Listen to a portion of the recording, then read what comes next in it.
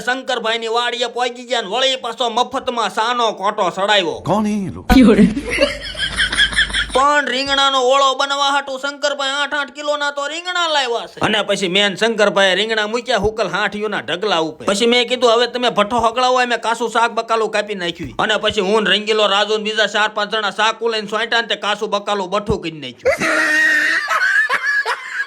અને પછી શંકરભાઈ માંડ ભઠ્ઠો ઓલ્યો ને તો રીંગણા કાળા કાગડા જેવા થઈ ગયા. અને પછી રાજકોટના કારીગર લોખંડનું તગારું સ્ટીલનો ગ્લાસ લઈને સોંટ્યા તો વિહાઈ ગયેલી કૂતરીને ખવડાવવાની ઓશેરો કરી નાખ્યો.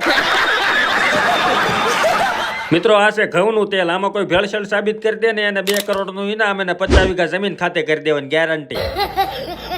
પછી તો શંકરભાઈ 2 કિલોની તપેલીમાં 20 કિલો ઘઉંનું તેલ નાખ્યું. અને રંગીલા રાજુએ કાજુના ફોતરા ઉડાડ્યા અને કૂતરીને ખવડાવે એવો શેરો ને બીજો કાસો માલ કર્યો તૈયાર. તા તો રાવડીએ લીલા વટાણા નાખી દીધા. મેં કીધું એટલે આમાં વટાણા નો નાખવાના હોય. તા તો એને વાટક્યો લઈને વટાણા પાછા કાઢી લીધા. બોલો.